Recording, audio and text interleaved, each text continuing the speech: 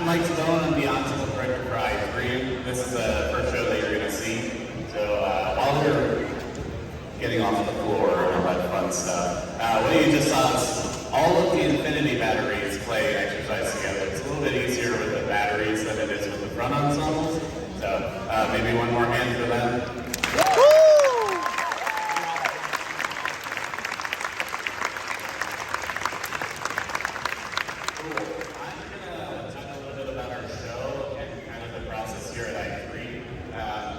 This year, obviously coming back after COVID and continuing the trip to Dayton, we wanted to make sure that we had a really good product to maybe do really well in A class. And unfortunately, we did too well in A class and we were promoted into open class. So our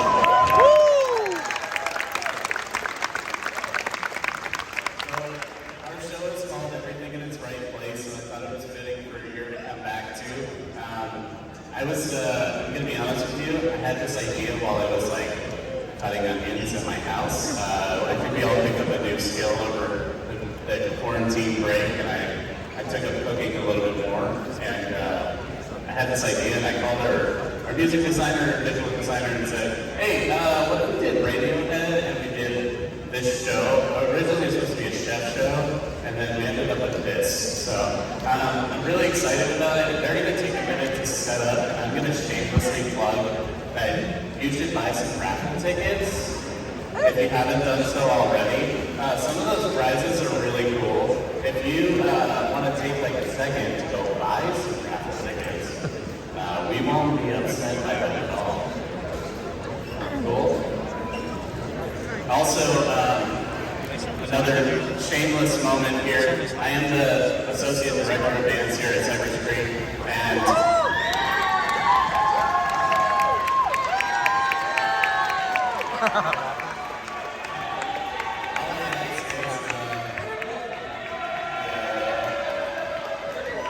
I ask is that you don't make my job a little harder tonight, and if you have any trash, please throw your trash away at the end of the night. I would highly appreciate it, because if not, it's going to be me taking those trash bags. It's not going to be fun. Alright. So, should be getting set up here soon, and I hope you enjoy our show, Everything in Its Right Place. And thank you guys for coming out. We made it from the bottom of our heart. We can't do this without all of you in the stands. So, thank you so much. So, today we're going to present to you the 2022 production called The Fountain. If you notice, we're going to be on an island. I2's whole kind of MO is we want to take you to a new place. We want you to feel like you're actually there. This story is about man versus environment, finding the fountain of youth, getting lost at sea, washing up on shore, getting lost in a dark, scary forest, and then eventually coming to that fountain. There is a twist though, and I'm going to give you a hint on the twist. The hint is on the trees. So kudos to you if you can figure out what those mean and what happens at the end of the show before it happens. Good luck. I have no idea what happens. I have no idea. You guys enjoyed it so far. Woo! Alright, the Infinity World is about to take the floor. And my name is Richard Cravens. I'm the artistic director at Infinity. And I just want to tell you guys a little bit about our show this year. So our show concept is called Continuum. And it is an artistic interpretation of that pivotal moment in your life that changed everything else. And so for musicians, it's that time we pick up an instrument for the first time. And that changes everything from where you go to school, who your friends are, what your career is, who you end up meeting and possibly marrying. A lot of members from this ensemble, including Mr. Mike Henson and Mr. Rachel Beckham, found their significant others, working through here. So music shaped their lives. And so our show, our protagonist, played by Bree, is a violin player. And the show follows her path as a musician. And it's kind of told in 3 acts. Now, it's a minimalistic approach. The clock that we have, a clock, obviously we don't have numbers on the floor. So you guys the horizontal of this show, which is kind of how it progresses through time. I hope you guys understand what we're trying to say. So, in this very beginning, we have a bit of a prologue. And time actually can't move until she picks up this violin. That's the significance of this moment in her life. Then what she does in this first act, she explores her passion for the violin and becomes more proficient at it. And then in the second act, she meets someone who shares her passion for music, a piano player.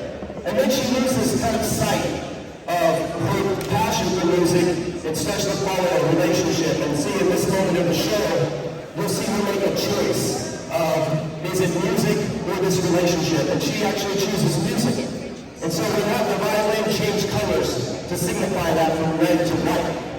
And in that moment of the show, you'll actually see a minute and a half of the show play both forwards and backwards, which is one of the reasons why we're going to do this idea of time. That's something that's never really been done like this before. It's very challenging when we're asking the members to be on the floor, as you see the members that are out there watching. Reproduce this music both forwards and backwards. Then in the third act, it's about her pursuing music at all costs. So this white violin kind of represents that pursuit of excellence. And then as she reaches kind of the pinnacle of her career, if you will, in this 7.5 minutes as we tell the story, we then get kind of an epilogue that takes us back to the beginning. And we get to choose, just like a protagonist, would she do it all again? If at the end of your life, all those choices that you made, starting from this one moment, would you do it all again? And so we get this idea of a continuum. And so at the beginning of the show, the beginning is the same as the end, the end is the same as the beginning, and we don't know what choice she's going to make. Kind of this choice between faith and free will. So we really hope you guys enjoy it. You know, this idea is inspired by a lot of things that's going on right now, the idea of like Marvel's multiverse and the choices that people make and how that changes things. The movie Tenet inspired some of our music, especially here at the beginning of the show. So we very different show again, something that's going to make you think, and that's what we hope to do. As it begin, you kind of contemplate those choices as well. Is that one moment in your life worth it? Like all of these members here. How many members on the floor are aging out this year? Yeah. And a lot of these performers who spend a lot of time with this ensemble right here. And those choices that they made are the reason you guys are in this season.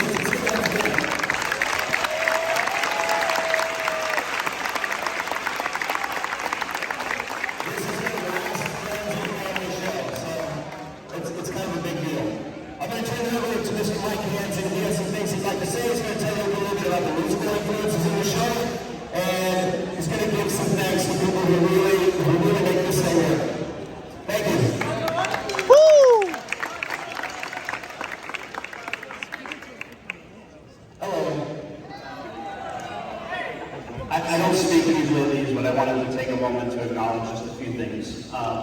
First and foremost, we devote, as a design team, we start from June 1st of the year, and we go all the way through April 23rd.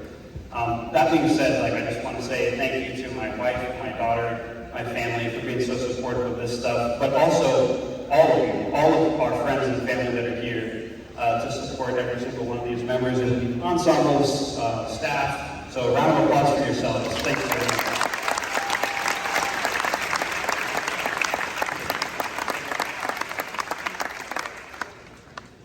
Mike was also supposed to thank my wife, and he totally forgot to do that.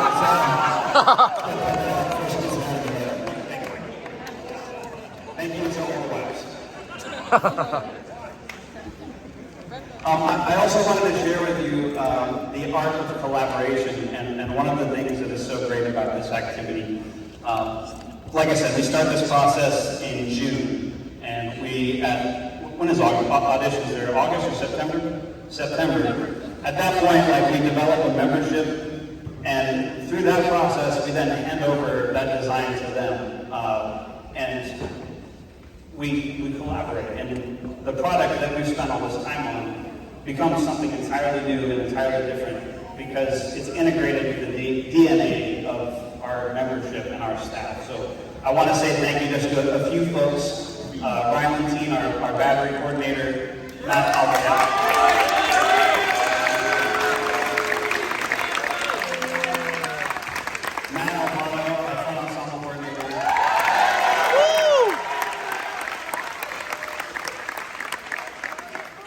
Lee Hansen, co-founder of Infinity.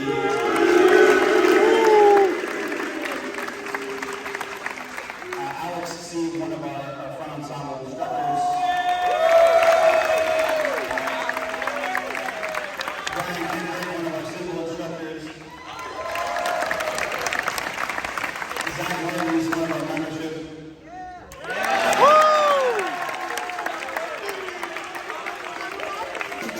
William Lloyd, back here. Quad, one of our quads. Yeah.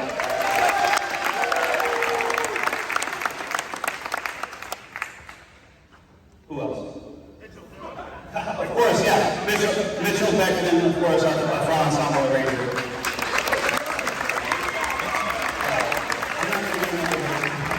Dylan Charles, Kristen Beckman, and Blake Crawford, another member of ours. Again, I stress the importance of everyone's DNA is integrated into this show, but those folks in particular, and I'm sure I'm missing some people, had a really heavy hand in the development process through the season. So one more round of applause for all those folks. The last thing I want to share with you all is just a little insight into a musical motif that you're going to hear through the program. So we play throughout the show a grouping of 2 and 4 in different variations. So we have a 16th note variation, if you will.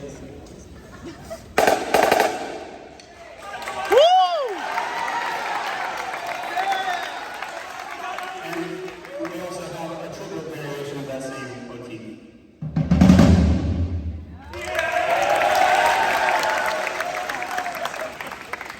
So what that signifies is a call to our circadian clocks, right? Every human being, every living creature on Earth operates within the same 24 hours. And it's what you do with your 24 hours that makes you you, that makes Zach, and what makes Jai. And that's the case for every single person and living being in this room. So musically, throughout the program, you're going to hear different variations and versions of that motif, either call or answer. And what it is a conversation between people, right? We have the battery might call with a 16th note variation. The front ensemble might answer with a triplet variation, a triplet 8th note variation. And from there, we decide to unify our cause and our musical journey. So just wanted to give a little bit of insight into that. So as you listen to this program, you have a little more knowledge and growth of what it is. So that's it for me. Thank you very much.